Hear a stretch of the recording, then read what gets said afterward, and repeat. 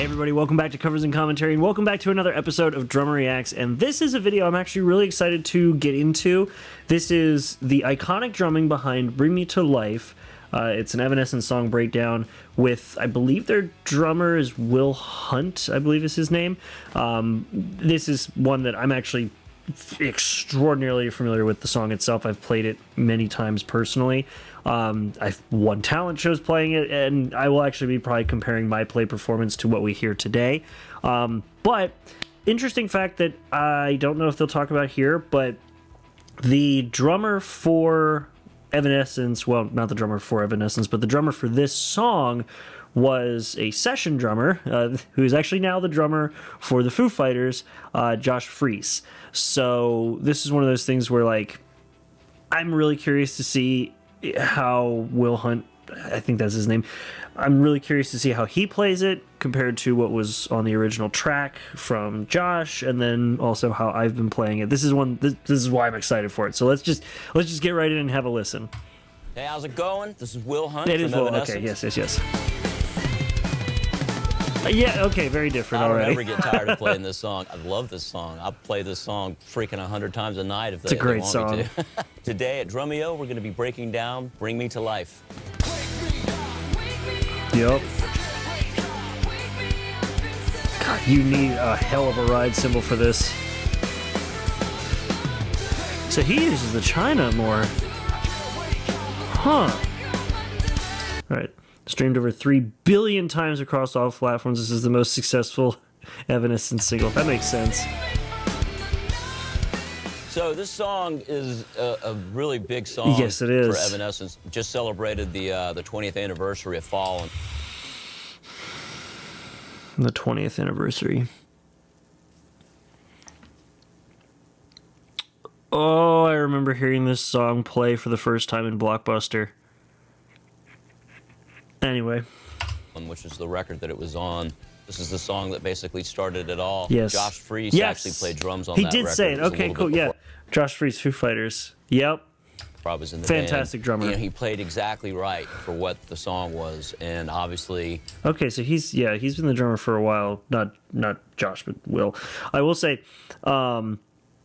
if you're not familiar with Josh Freese, we actually listened a while back. You can check out a video that I recorded where we listened to him playing The Pretender live at, I believe it was, I don't remember, it was a live performance somewhere in England, and we listened to him play it for the first time because that's another song that I've been playing for years. So anyway, Josh Freese, great drummer. Will Hunt, great drummer. This song, fantastic. 18 billion streams later, it's proof that he did play it right. Oh, yeah.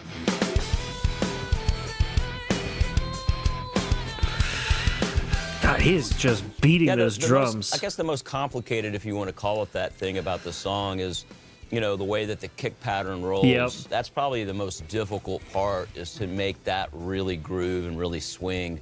And I think that the key to that is to make sure that the spacing between the hat pattern, the snare, and the kick, it breathes, it syncopates, and when you're on it, you know it. When you're not doing it, you definitely feel it. Because you have, he'll play it here.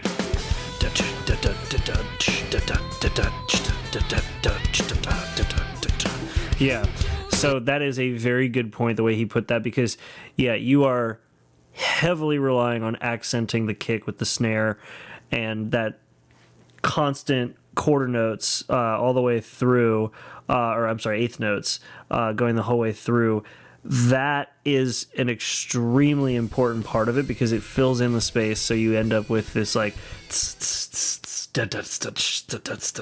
and the spacing gives everything, like he said, gives it space to breathe. And when drummers say that you're giving something space to breathe, at least the way that I've always interpreted it is that you're not really overlapping a lot of drums with one another, because sometimes if you want to get a lot more sort of emphasis or depth out of the snare drum, you might hit the snare drum at the same time as the kick drum. Or if you want to really just accent anything, you're overlapping the sounds of drums together by playing them at the same time. The only things that overlap are the kick and snare, the hi-hat and snare, and the hi-hat and the kick.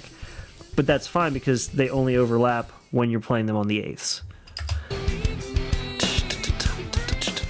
I Yeah. think when I see other Oh, people he do drops drum it to covers head. of it, because it's obviously a very He does popular drop- song, and a lot of people have done drum I've done drum covers. covers. I think the thing that Oh, I there's Ellis noticed Sapario. the most is Hey, there's the Colbus, spacing wow. and the pocket of it. It's like you've got to really lay into this song to make it believable, because after all, this is, you know, heavy Okay. rock music. I was just saying he was beating the snot out of those drums, but that makes sense. He was saying that you got to play it heavy. You can kind of play it light, you can get through it, but if you really want to drive... Hey, somebody subscribed and I forgot to turn off my... I forgot to turn off my notification sounds. Anyway, let's get back to it. I'm sorry, I missed that last thing.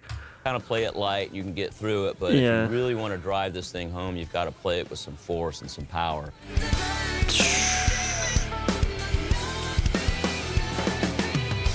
Okay.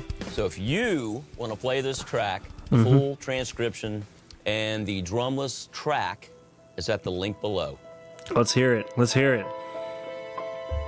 What I'm curious about is how he does the open. How can you see into my eyes like open doors? Yeah. Down into my core. So I do cross. What does he do? I'm so numb. Okay, he's got an electric pad. Yeah, when I play it, I actually do a snare rim shot when I play it. So that's interesting. Okay, I guess yeah, electric drum piece works too. Spirit sleeping somewhere cold. Still with the. Is he playing on the? That's not.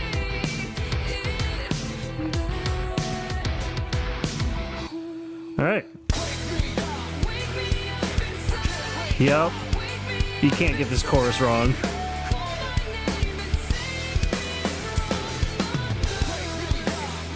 Okay. Got a bit of double bass going on there. What do we have for cymbals? I am sorry, we're pausing. I see some A customs. I got lots of A customs. I can't tell what those bottom ones are. The Z something. Can't tell what those are. Remo heads and obviously a Pearl kit. We saw that plastered on the front of the kit with also some really nice Pearl double kicks. Well, not actually double kicks. They're singles, but he's got them, of course, there on the on two separate bass drums. Nice. Okay.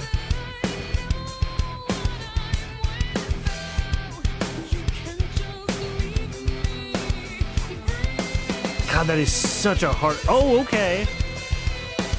Yeah, he drops it to. He drops it to quarters just outside the first two lines, to eighths, and then down to quarters. Interesting. Never thought to try it that way.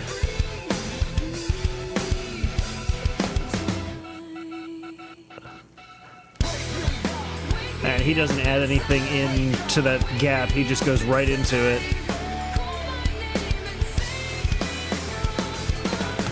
Oh! Okay.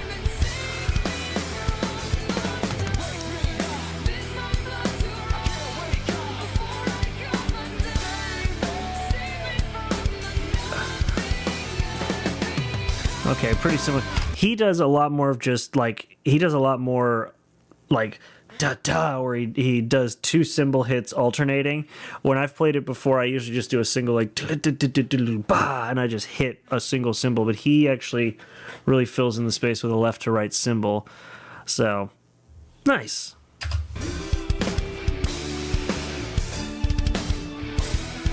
Oh, that's an interesting way to do that. Huh. Just China cymbal for days.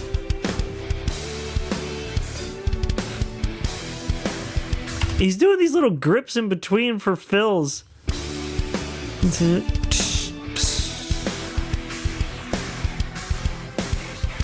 China cymbal and just I almost want to go back and play it like this now.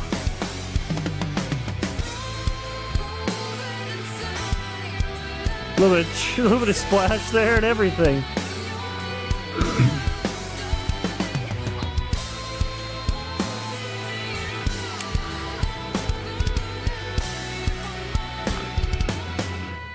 Huh.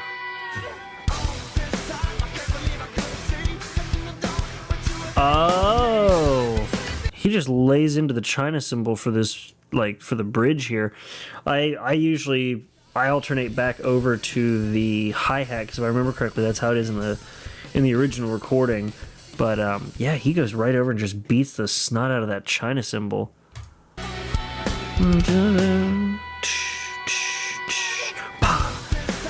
And he's doing it quarters. Okay, no little extra fills or anything. What is it? This man's double Chinaing it up. He's got. I didn't realize he has two China cymbals. One on either side. He's just, bam, just smashing them either side.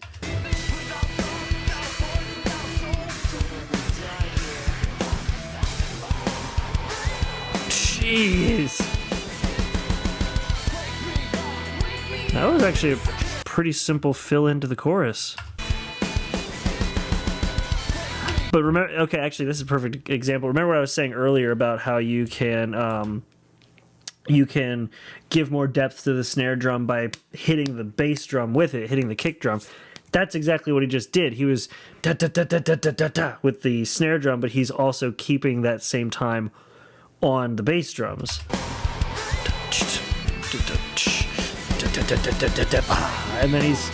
And then he uses that double bass still going to also with the cymbals. Yeah, okay. Now what's he gonna do for this? Very different from what I've done, but I love it. I love it.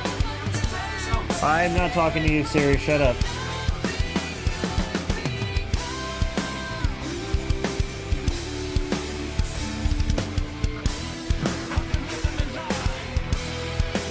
Okay.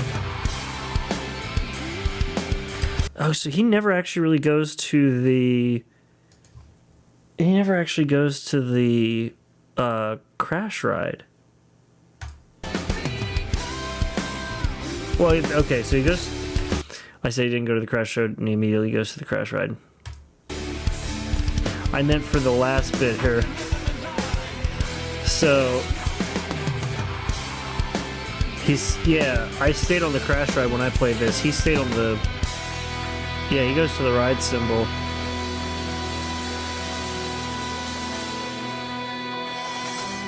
Huh. That's pretty good. I don't ever get tired of playing this song, and this song has given myself and my fellow band members amazing careers. I love this song. This is a I'll play great this song. Freaking 100 times a night if they want me to. Live, I still focus on the big, very cool groove with the bouncing kicks. Yeah. And but I also do some stuff that kind of makes it my own. Oh, of course. It's a really iconic groove, and Yeah. Don't from what I was pointing out that was different from the original recording, don't take that as me not liking what he did. Everybody plays the song differently. Hell, we just saw Stuart Copeland playing Message in a Bottle totally separate from how it was played originally, like focusing on the big parts, but still, everything was different. Of course, you're going to have a drummer do it that way. I tend to hone in on differences and where people play the same and don't play the same, but that just comes from years of session drumming experience where I have to, when you do session drumming and you don't know how to read music, you get very good at memorizing every little specific throughout a song and just repeating it over and over and over again. So I'm not saying I don't like his performance. His performance is fantastic. I just got into the habit of, playing it a certain way because that's how the drum track was on the original recording. That's all. I didn't want to change that at all. Yeah. So there's some cool show stuff to do and cool extra fills that I throw in there Oh, here and there, yeah. but nothing too crazy. Sort of puts it into an area of being an entertainer as well as a player. Some people just want to be a drummer, but I've always wanted to be an entertainer. Oh, If yeah. you're going to a show, it's called a show because you're being entertained. So I I love want to it. be an entertainer. One thing that people don't know, or they might not know, the heavy Evanescence fans definitely know it, but initially the song never had a rap in it. It Yep. wasn't a duet, so to speak. It was only after the song had been recorded and the label came in and strongly suggested that they add that part. In that bridge section where he's rapping, originally Amy was singing that part. Once I got in the band, she didn't want the rap stuff going on in it, and Yeah. actually just cut that whole section of the song out. But some years ago, Paul got up and played with us, and we put that section back in the song, and we saw how powerful it was. Yeah. And so we put it back in. I'm really glad we did. And Amy sings it just like she did on the original version that isn't recorded. Huh. And it's a really cool section, but that's a little something I don't think is totally public knowledge. All right, That's well, pretty thanks for sick. joining me and Drumeo for this playthrough of Bring Me to Life. I love Super this iconic song. Oh, 100%. Super iconic drum parts. Yes, yes. I'm just happy that I get to play it, and I'm really happy that I got to share it with you.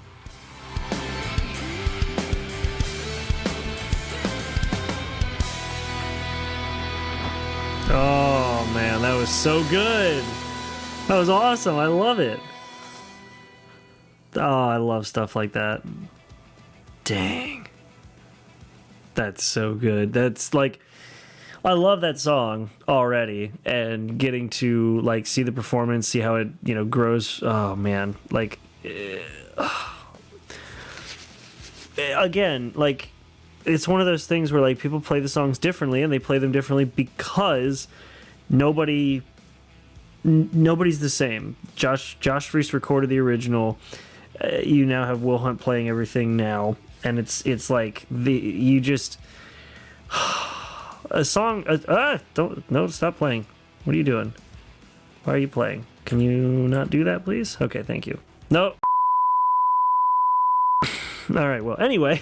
Technical difficulties aside, no, but everybody plays drums differently to a track if it's not the one that they originally recorded, and I tend to be picky about how I play the drums just because habit of I've developed over the years. But it's still an amazing song. His timing is perfect for where to put in fills, where to leave fills out, where to let it breathe, where to actually add overlap, and so good.